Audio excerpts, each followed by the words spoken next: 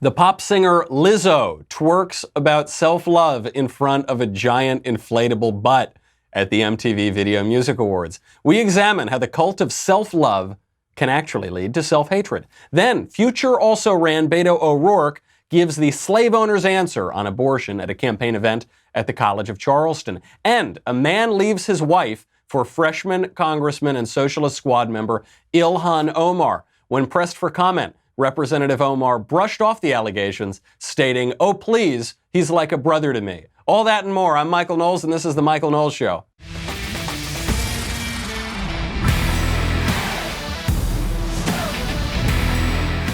I can't take credit for that Omar joke, much as I would like to. That one was going around Twitter yesterday, and I first saw it on the account Boomy Leaks, which has the handle Not Wokey Leaks, so give him a follow. It's a pretty good joke. There's a lot to get to today, a lot of weird sex going on. If we have time, we'll even get to some updates in the Jeffrey Epstein story. But I have to begin with the Video Music Awards. Did you watch it? No, you didn't, because nobody really watched it. But there was some seriously culturally relevant stuff going on. It wasn't good, it wasn't pretty, it wasn't true, and it wasn't beautiful. But it tells you a lot about the culture that you are in. A singer who I had never heard of or seen before, but now I'm like downloading all of her stuff because she's so fascinating, is Lizzo. Lizzo stole the show at the VMAs by twerking in front of a giant inflatable butt. The VMAs are very, very stupid, and they pretty much always have been, and they don't matter at all in themselves. And especially this one, because it was the lowest rated VMAs ever. They got 1.93 million viewers. I mean, we have several YouTube videos that have many more views than that, so that's not what we're talking about. The reason that it matters, though, there are actually two reasons why this matters, and it tells you something about the state of culture right now. The first reason for why this matters is it shows just how far our culture has fallen. So for those of you who aren't watching this, there's this singer, and she's a voluptuous lady. So this is important to the whole story of the song. She's a more full-bodied performer, trying to be polite about this. And then a bunch of other singers come out, or dancers, and they go and they start dancing around. And then behind them is this huge, like 2 or 3 story tall, inflatable butt. And that's our culture, which produced Bach, which produced Chopin, Mozart, which produced Gregorian chant, our culture, which built the Sistine Chapel, which sculpted David by Michelangelo, which sculpted the Pietà, the Duomo, the Cathedral of Chartres, the Cathedral of Notre Dame. That culture has now decided to reward, as its high point of the year, a giant inflatable butt and a woman rattling off gibberish, while other women come on stage and just shake around. This is unfortunate for the culture. And because it used to be, it's not like we never had low culture before. We've had fart jokes in comedies for as long as there have been comedies, for thousands of years. But there's also been a high culture, and the low culture has told us something about the high culture, and the high culture has built these cathedrals and written these symphonies. There is no high culture anymore. It doesn't exist. This is the high culture, which is the low culture, which is a giant inflatable butt. So then Lizzo gets into the dance. She calls these girls on stage, and what you can't quite tell when they first come on, but you quickly learn, is that the girls in their costumes are wearing assless chaps. And then Lizzo continues to speak in this sort of slang, and then the girls twerk in the assless chaps for the nation. This shows the contradiction of the sexual revolution in a particularly hilarious way. Again, I would point you to the giant inflatable butt. And the contradiction here is that on the one hand, feminists tell women in particular that dressing nicely and putting on lipstick and wearing a dress is horribly oppressive, and it is degrading because it objectifies women. Makes women into sexual objects. That's on the one hand. On the other hand, we are told that going on national television in assless chaps and twerking in front of a giant inflatable butt is empowering because it gives women sexual agency. Some of us knew that feminism was a lie from the very beginning. Some people didn't realize that. I think now we're finally seeing it. I think now we're finally seeing that lie. We were told that gender studies, for instance, was an important step in empowering women. Now we're seeing that gender studies is erasing the whole category of women altogether through gender ideology. The left is very good at destroying things. The left is very good at deconstructing. The left is very good at breaking things down. The left is very good at criticizing. They are so good at pointing out all the flaws and weaknesses and bad aspects of culture. Everything that was wrong with the way that women behaved and were treated in the 1950s and 60s, the left is really good at pointing that out. They're excellent at pointing that out. But the left's trick is that we never hold them to account for proposing an alternative. So they say it's terrible that women are staying at home and raising children. It's awful that they cook dinner. It's terrible that they wear dresses and wear lipstick and do their hair. Degrading, objectifying. How terrible. They can't do that. Here's your assless chaps, man. Please put those on. That way you can be empowered. Does anybody seriously believe that these women dancing on stage are respected more than a 1960s housewife? Does anybody really believe that these women, that women generally are made better off today by casual sex, and a culture demands that they get a job, and a culture that discourages marriage, and a culture that discourages men from taking responsibility for their actions? Nobody seriously believes that. That is ridiculous. But then we get to the second reason that Lizzo's twerky VMA performance really matters for the culture. It is a subject that has come to dominate not just leftist culture, but even some people on the right, and it is absolute poison. We'll get to what that is in a second. But first, let's get down to business. And let's talk about one of my favorite companies, Vistaprint. Your next big opportunity is coming right now. And all it takes to feel like you are ready to own the now is $10. Because I go to a lot of events, right? And I very often would forget to bring business cards. And this is a huge faux pas. Business cards, you don't need to spend a whole lot of money. You don't need to hire a designer. You don't need to go to some specialty store. Vistaprint can give you 500 personalized cards with exactly the look you want for just $10. And then you have them, and then you look like an adult and not like an irresponsible child who doesn't even have his contact information. So you make an introduction to somebody that could change your life. Could be a great business opportunity, could be a great personal opportunity. And what are you going to do? You're going to write your number down on a cocktail napkin or something? Not a good look. $10 for 500 personalized business cards is a low price to make a lasting impression. And because you can choose the colors, fonts, designs, images, that means that you can create something as unique and compelling as your business. I've been involved in a lot of startup businesses for years and years now. I have always used Vistaprint. I've always been so thrilled with their services.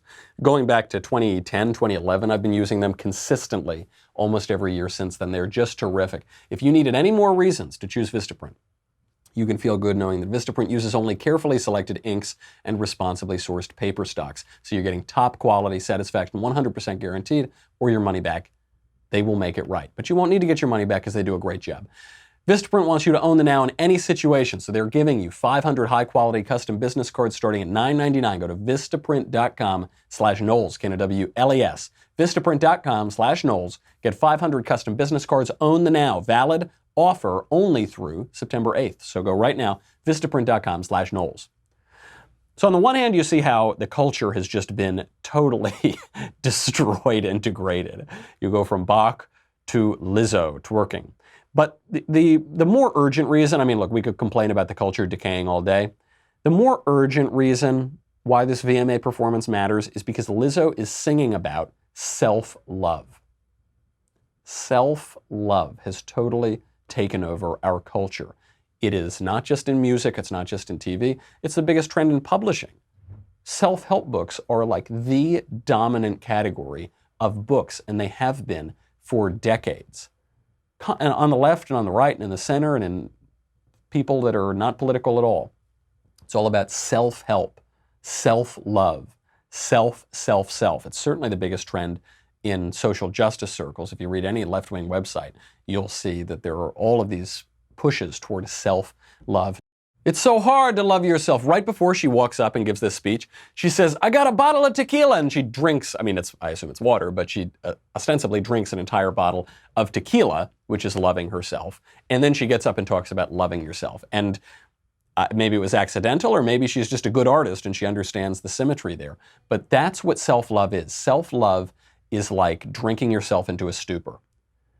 Makes you feel good for a little bit, and ultimately it leaves you with a bad hangover. It leaves you totally depressed. It leaves you totally empty. To quote Homer Simpson, alcohol is the source of and the solution to all of life's problems. Maybe you got to reverse that. And it's the same thing with self-love. You got to get up. You got to love yourself. It's so hard to love yourself. She's talking to a room full of celebrities. She's talking to a room full of extraordinarily privileged and wealthy people. Even the ones who aren't celebrities have just gotten to go there. They've flown out to wherever the MTV Video Music Awards are. They bought an expensive ticket and they're dancing around with a ton of celebrities, and just all they're doing is indulging their own pleasures and their own desires. It shouldn't be hard to feel good in this society. And what aspect of the society is telling you not to love yourself? We have the most indulgent society probably in the history of the world. At our most rigorous universities, we've taken away academic rigor. We now have safe spaces. I mean, no joke, there are kids at elite universities in this country who are given little private rooms with crayons and puppy dogs if their candidate doesn't win an election that they want them to. Well, really, if their leftist candidate doesn't win the election. I don't think conservatives get the safe spaces. This is a totally indulgent culture. The whole moral scheme of the culture is if it feels good, do it. You do you. Love yourself.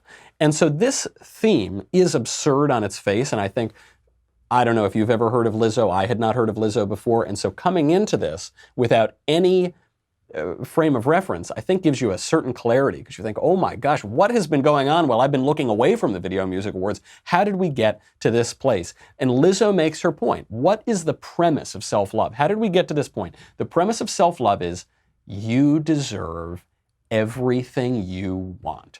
She's saying you deserve to feel good as hell. You deserve it. You deserve to feel good as hell. That's a lie. You don't.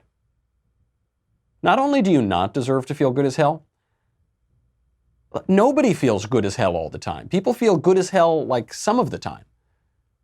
That's a fantasy. That's a delusion. The culture of self-love is a lie. Who are these people trying to convince? You know, if you got to go out there and say, I'm really beautiful, I'm really beautiful, I'm the most beautiful thing in the world, you probably don't believe it, right? I forget who wrote about this. It was one of, I just kind of default to C.S. Lewis, but it was one of those types of guys said that, I think it was C.S. Lewis actually, said that the really intelligent guy doesn't have to talk about how intelligent he is to the stupid guy. It's always the stupid guy talking about how intelligent he is to the intelligent guy. It's never the good-looking person who says, I'm really physically attractive to the ugly person. But it is the ugly person who says, I'm really physically attractive to the good-looking person, because they're just trying to convince you. You're not confident in it. You have this sort of insecurity. This is never more true than with self-love. The people I see most on social media, or who write in magazines and journals, who post the most about self-love, are the most miserable people I know, to a man, or more often to a woman. This is always true. There is almost no exception to this rule. If you are constantly prattling on about self-love, you don't love yourself. You're just trying to convince other people that you do, and you're trying to convince them to go down this rabbit hole of madness called the self-love culture. And the reason that they don't love themselves is not because they're failing at self-love. I think that's the idea. If I don't love myself, if I don't feel good as hell all the time, then I'm just not loving myself enough. I need to think about myself more. I need to think about how I'm entitled to more things, and then I'll be happy. No, the opposite is true. You won't be. That's the self-love is the problem. Usually, almost always, the people who talk about self-love all the time are loving themselves. They are behaving in a selfish way, they're behaving in a self-centered way, they're always talking about themselves, they are absorbed in themselves. But a man wrapped up in himself makes a very small package indeed. It's just selfishness. It's just self-centeredness that make you miserable. That's the problem. You think that selfishness and self-centeredness are going to make you really happy and feel good as hell. That's what the culture tells you. They don't. They always make you miserable. We used to know this. This used to be common sense, but common sense is no longer common in a culture that exalts twerking in front of a giant inflatable butt. This common sense has been beaten out of us. Now, if you say that you are perfect the way that you are, if you think you deserve all the happiness in the world, the culture tells you that's exactly the right thing. Actually, you are giving yourself a recipe for misery. Guaranteed. The culture of self-love is a culture of delusion and entitlement.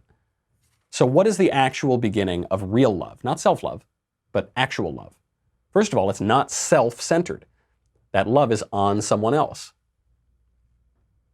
You might hear this from a certain Jewish fella who walked around Israel 2,000 years ago, who said, love the Lord your God and love your neighbor as yourself. Love the Lord your God. You're loving your maker, that you're loving with gratitude. You are loving the person who gave you this wonderful life that you have. And then you, who are made in the image of God, love your neighbors as yourselves, and you do unto others as you would have them do unto you. The actual beginning of real love is this humility and this gratitude. It's a love of other, first of God, and then, because of that, of your neighbor. And what is your love of God? Your love of God expresses a gratitude for the life that God gave you, which you did not create. Even if you're an atheist, even if you're an agnostic, even if you have some other religion, we can at least agree you are not responsible for your life. You did not create your life. You were born into this world, and you were not responsible for that. And you're going to live, and you're going to do a lot of things, and then you're going to be taken out of this world. Most likely, you're going to have no say in that either. Your life at a fundamental level is not your own. You can express a gratitude for that. And that realization that you're not responsible for coming into this world, and you're probably not going to be responsible for coming out of it, is cause for a humility. St. Augustine, I think it was, who said, the four most important virtues are humility, humility, humility, and humility. That culture, that actual culture of real love, not self-love, would be Lizzo getting on stage in a sort of nice, elegant dress and then thanking all of her fans for listening to her music. She goes to the Video Music Awards and she says, hey, this is lovely. Thank you so much for listening to my music and making me popular, and I really like that, and I really like all of you. It would be Lizzo reminding everyone who's in that room, who's dancing around to the fun tunes, how lucky they are, how unbelievably privileged they are to be able to be in that room listening to fun music that they like, and to be in the greatest country in the world that allows them to do that. It gives them so much freedom, so much prosperity, such a good protection of their rights. And how lucky they are just to live, just to be alive. What a time to be alive. That would be a culture of real love. By the way, that's what award shows used to be until like 5 minutes ago. Award shows used to, well, not 5 minutes ago. It really started going downhill in the 70s. But before that, the award shows were, you would get up there and you say, thank you so much. Thank you. Thank you to my country. I'm so glad to live in the greatest country on earth. And thank you to God for blessing me with all these wonderful blessings. Good night. That exhibited something called class. That exhibited something called grace. That was rooted in a fundamental humility. Then awards shows became about entitlement. You saw this a little bit when Brando went up at the Oscars. He didn't go to the Oscars. He sent a Native American Indian to complain. And that was when things started to turn a little bit for the worse. Then you saw Michael Moore. He goes up at the Oscars and he complains. And now people just go complain. They get up there and they say, everything's terrible, Trump's awful, and all the people who voted for him are terrible, and everyone, it's all BS. It's all BS. I'm tired of the BS. I need to love myself more. People need to love me more. Feel good. Let's all feel good. That's not nice. People don't like that. You don't have to take my word for it. Back in the olden times, like 20 years ago, people were happier. And 40 years ago, people were happier. And 50 years ago, people were even happier still. This is according to every survey that has attempted to measure happiness and satisfaction. Now, it's difficult to measure those things because in many ways they're unquantifiable. But in so much as they are quantifiable, people used to be a lot happier. And by the way, the objects of this sexual revolution and the particular objects of this culture of self-love, and the participants largely in this culture of self-love, are women, and they have become the most unhappy. Their happiness has dropped off most precipitously, both in absolute terms and in relative terms to men. This culture is poison. Now, what do we have? We have rising epidemics of misery, loneliness, drug addiction, and suicide. Not even just among older people, but among teenagers as well. Surging rates of teenage suicide, up 70% in recent years. Obviously, something isn't working. Obviously, the culture of self-love, so-called, is not working. You know, insanity is doing the same thing over and over and over again and expecting different results. So maybe, we've tried this self-love, entitlement, I get mine, self-love culture for a long time. Maybe let's try something else. Maybe let's try humility or even modesty. And modesty and humility are related, but they're not the same thing. Modesty would imply, for instance, some gratitude and fewer inflatable butts. Inflatable butts are not modest. Assless chaps are not modest, and I don't think they make anybody happy. Speaking of this culture of shallow selfishness, though, we've got to get to someone who is a far greater embarrassment to our country than Lizzo and Lizzo's fans. I speak, of course, of Beto O'Rourke.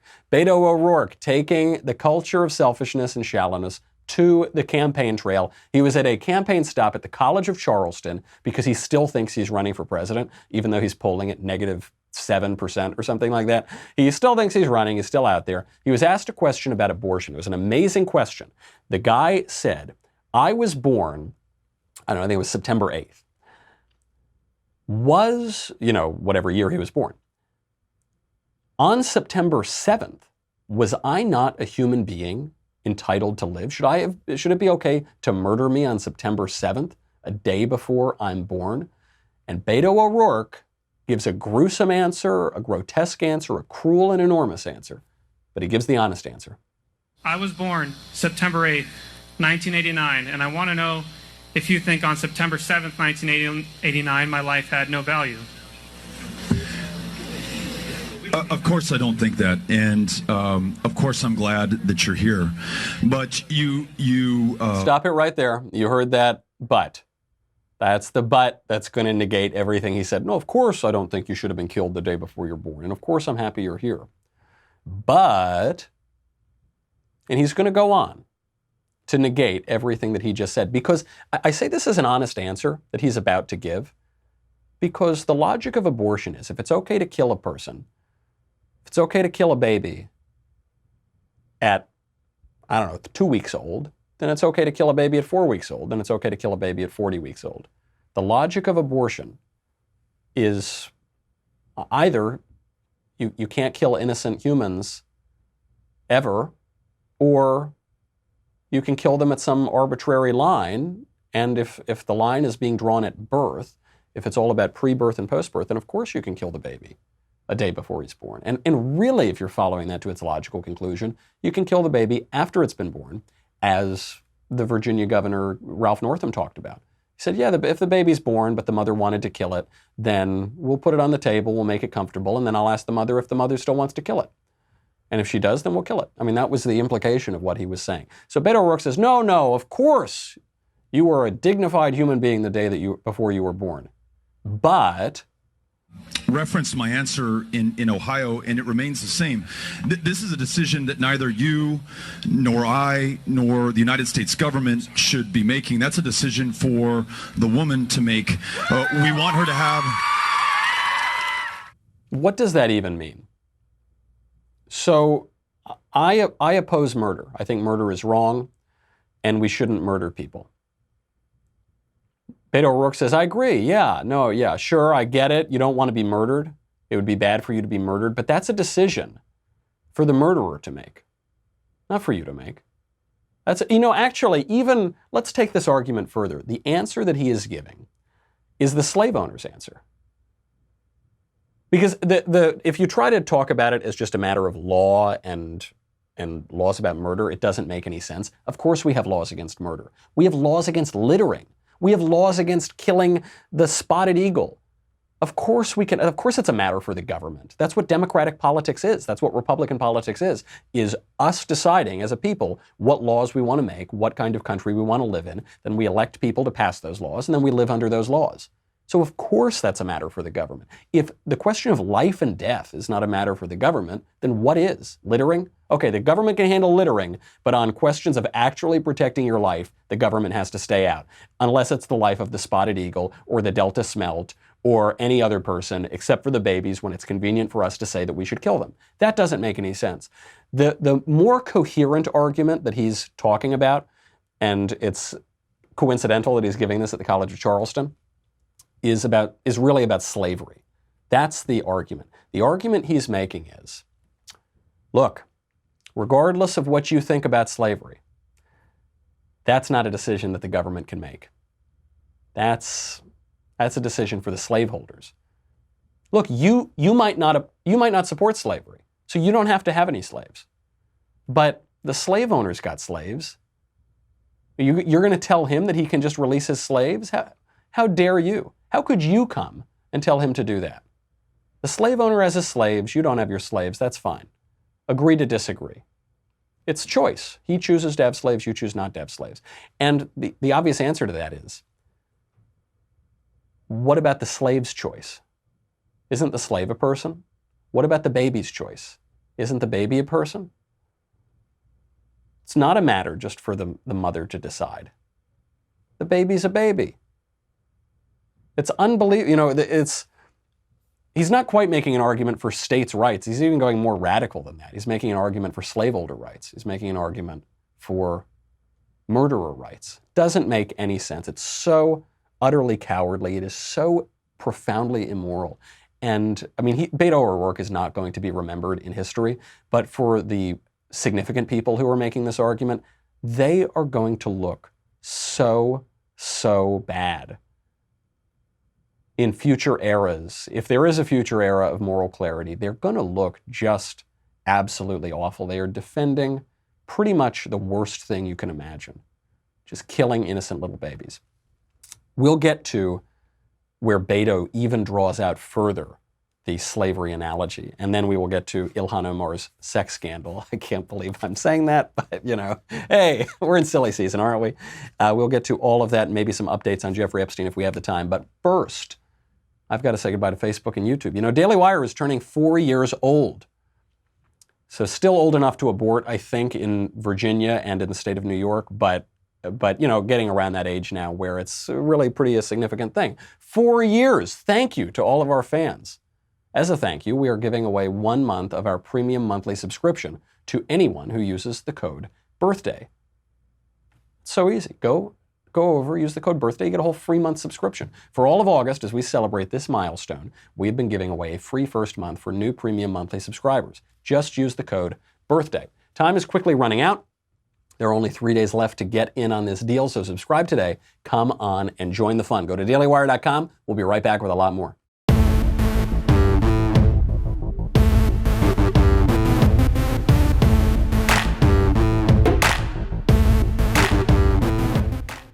Okay, so the government has no say in whether or not we kill babies. Beto goes on with his argument. We want her to have the best possible access to care and to a medical provider. And I'll tell you the consequence of this attack on women's right to choose. And I listened to you and I heard your question. I'm answering it. And the attack on Roe versus Wade, which we thought was the settled law of the land. And unless we had any illusion that the achievements that we've made are protected forever or that progress is inevitable, that has been shattered right now. And I want to tell you some of the consequences of this. Okay, we thought that Dred Scott was the settled law of the land, okay? We thought that the Supreme Court's decision in Dred Scott that blacks can never be citizens, we thought that was the settled law of the land. That's a Supreme Court decision, okay? And now we're being told it's not. Slave owners' rights to choose are being challenged. And then you see the guy there, the guy who asked the question, he's like, right, but what about my right to live? What about...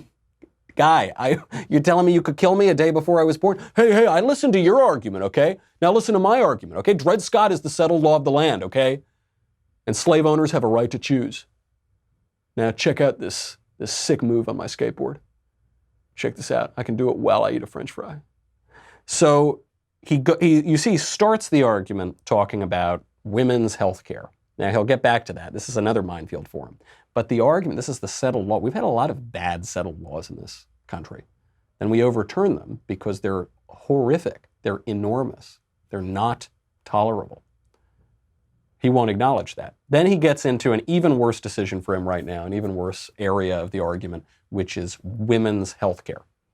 In my home state of Texas, thanks to these trap laws that make it harder for providers to offer the full spectrum of reproductive care, more than a quarter of our family planning clinics have closed. And it has made us one of the epicenters of this maternal mortality crisis because not only can you not get safe legal access to an abortion, you cannot get access to a cervical cancer screening or a family planning provider, or in a state that refused to expand Medicaid, any provider at all. And we are losing the lives of women in our state as a result. Okay, now he's just sort of rambling because he knows he can't answer this question because his answer is so morally repugnant. But what he's starting to get at is the shrinking of so-called family planning services because of different rules and regulations. One rule, for instance, just came out this past week out of Title X, which was the federal government. Trump administration came in and said, okay, we're going to continue to give out the $250 million a year of Title X funding. Title X funding is for family planning services, but we're not going to give that money out to abortionists. So you can either have your Title X funding, your family planning funding, if you actually want to be a family planning provider and not a family killing provider, right? You're actually planning growing families. They call it reproductive health. It's the exact opposite of reproductive health. It's against reproduction and it kills you. So it's obviously not health. They say, okay, we'll give you the reproductive health. We'll give you the family planning, but you can't provide abortions. So you can either have your family planning or you can have abortions, but you can't have both. And all of these leftist organizations that pretend to focus on family planning turned away the money. Why? Because they have nothing to do with family planning, and all they want to do is kill babies. Planned Parenthood gets $60 million a year through Title X funding, and they turned it down. Now, they get a lot of they probably get another, $440 million of taxpayer funding at least every year through other programs. So, but they still took well over a 10% hit because they don't actually do family planning. They just kill babies. That's what Beto is talking about here. And what the Republican response to that should be is, well, we want to help women, we want to help families, we want to help mothers. Here's all the money. We're not going to cut one penny from any of that funding. You have to choose abortion or women's health, because what the left has done is conflate abortion with women's health, but they're not the same. So what the right can do is make the left choose. We should do it with a more serious candidate than Beto O'Rourke, because Beto ain't going nowhere. And then he finishes up his pseudo argument. I don't question the decisions that a woman makes. I mean, only she knows what she knows, and I want to trust her with that. So I appreciate the question. I don't question a decision a woman makes? What kind of patronizing idiocy is that? Because women can't make mistakes. Just like women can't lie. You have to believe all women because women can't lie. They don't make mistakes. They don't lie. This is, not at the height of the Victorian era did people treat women with such ridiculous unreality, as put them on such a pedestal. Wow, they can't lie. Goodness gracious, can't make any mistakes. Why would you trust women more than you would trust men, more than you would trust anybody? If a woman wants to kill somebody, it's just as wrong as if a man wants to kill somebody. If a mother wants to kill her child, it's just as wrong as if a father wants to kill his child. Doesn't make any sense. Speaking of other very bad Democrats, though, I want to move on to one who's more relevant than poor Mr. Beto, and that, of course, is Ilhan Omar. Ilhan Omar is now caught in a sex scandal. Ilhan Omar, if you thought she couldn't get bad enough, she stole another woman's husband. This just came out of divorce proceedings that are going on in court. There's a woman, a physician, who's 55 years old. She's married to a 38-year-old man who is a political consultant and a Democrat. That consultant has worked for left-wing Democrats in his career, including Ilhan Omar. He also worked for Keith Ellison, so he works for all these radicals. The 38-year-old man, Democrat operative, and the 55-year-old physician have a 13-year-old son together. Now he is going to leave her and break up the marriage because he's fallen in love with Ilhan Omar. This from the court papers. The parties physically separated on or about April 7th, 2019, when defendant told plaintiff that he was romantically involved with and in love with another woman, Ilhan Omar.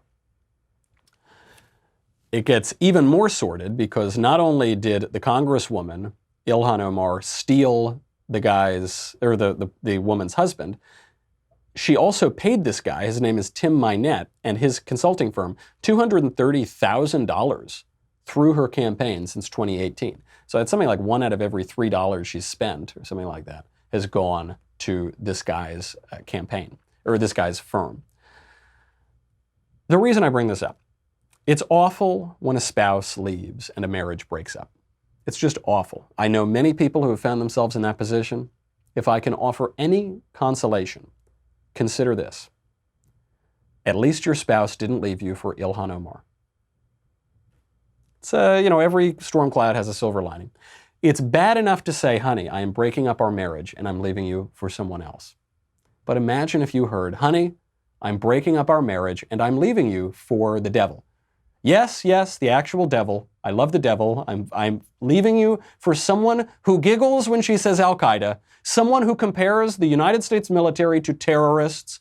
I am leaving you, honey. I'm leaving you for the devil. There's a little silver lining there. I'm actually not even mentioning this to pick on Ilhan Omar. I'm not surprised by this. Politicians are not exactly known for their marital fidelity. Now, in part, this is a temptation of the office because you're getting adulation all the time and you've got long hours on the road and long hours away from your family. So there's a kind of natural temptation there. There's also the personal temptation of the kinds of people who run for elected office, the kinds of people who run for office in Washington. Some of those people are really good, honorable men like George Washington. Most often, they're just vacuous egotists who have a huge ego and do whatever they want, and a lot of them are sociopaths anyway. So I'm not even, look, is she a sociopath? I don't know, probably. She giggles about Al-Qaeda and she breaks up some poor woman's marriage. So yeah, it seems like in the sociopath corner, there's a lot of evidence, and in the not sociopath corner, there isn't. But I mention this in particular because Ilhan Omar is the left's vision of purity. She wears all white. I mean, she even wears all white, right? To show her, I am the pure, I'm ideologically pure, I'm religiously pure, because the left hates Christianity and they love all other religions that aren't Christianity, and Ilhan Omar is a Muslim. They love that. They like that she hates America. She's so virtuous compared to Trump. How awful. Trump said that she should go back where she came from. She's wonderful. She's more American than Trump. She's so wonderful. She's perfect. Trump should go back where he came from. That's what they say. She's sort of the anti-Trump.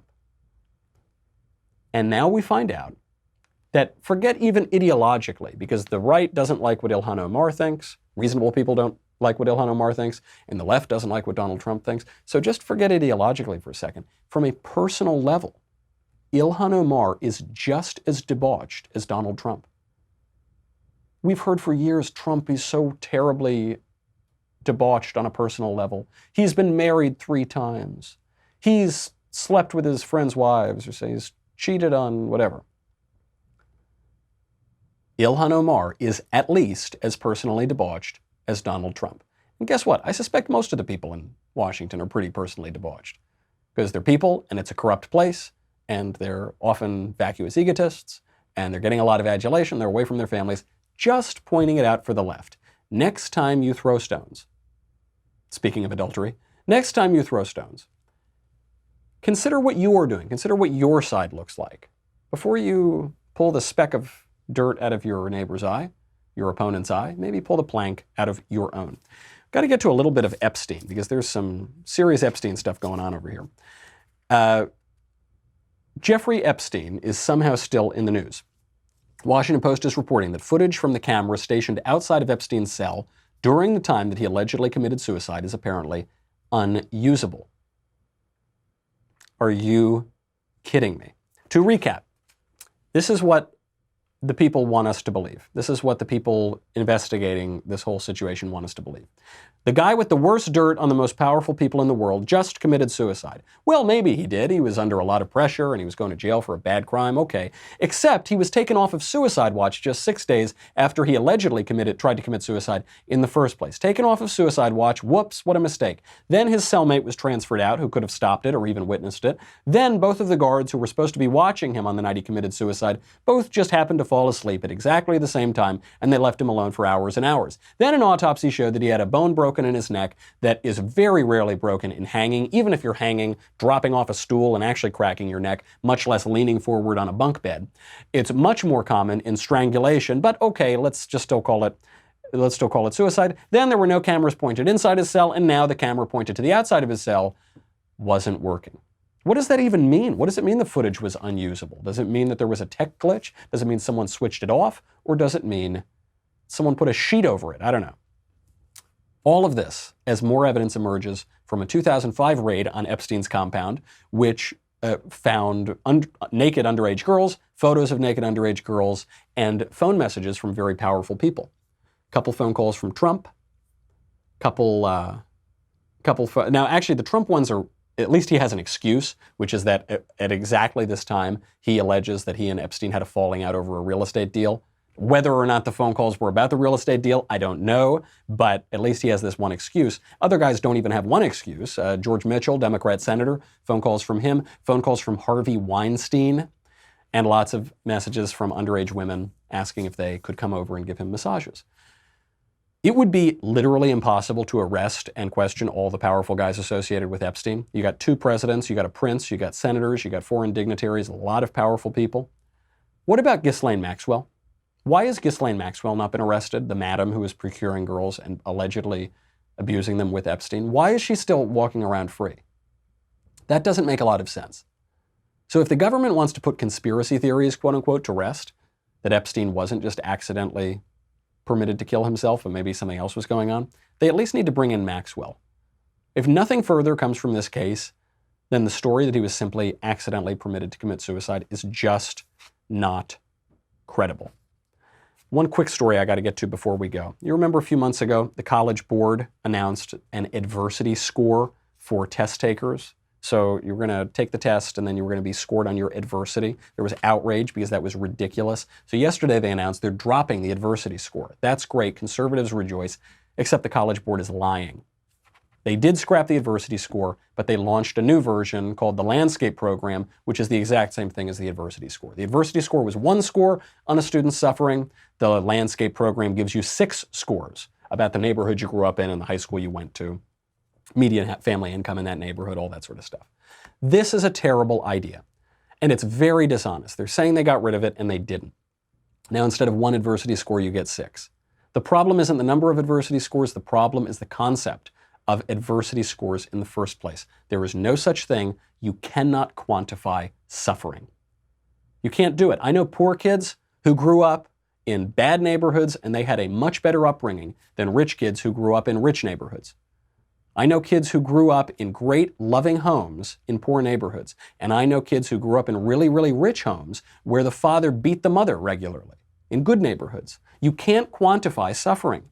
Everybody suffers. That is a fact of life, and it is Marxist claptrap to pretend that suffering can be boiled down to economic conditions. That just is not the case. Suffering is not primarily a factor of your economic circumstances or your financial circumstances. Actually, usually suffering is a factor of spiritual circumstances and chance. The rain falls on the just and the unjust alike. And by turning a disadvantage into an advantage, you are perverting a culture that should center around humility and gratitude, and you're turning it into one that incentivizes self-pity and entitlement. That is a very bad thing. It's a very bad lesson to teach kids. Also, the entire purpose of the SAT is to standardize a test. The minute you bring in these completely fungible or completely malleable subjective adversity scores, you completely undermine the entire purpose of the SAT. There is nothing compassionate about that. There is nothing right-headed about that. It's the worst lesson to teach kids as they go into college, which, don't forget, campuses are the future. Look at a college campus. That's the country you're going to get in 20 years. And if we have an epidemic of self-pity and so-called self-love now, which really leads to self-hatred, just imagine how bad it is going to get when we try to measure suffering itself. We so incentivize that even before the kids make it to college. Not a good look for the future of the country. Hopefully they change it. That's our show. Come back tomorrow. Get your mailbag questions in. In the meantime, I'm Michael Knowles. This is The Michael Knowles Show. See you then.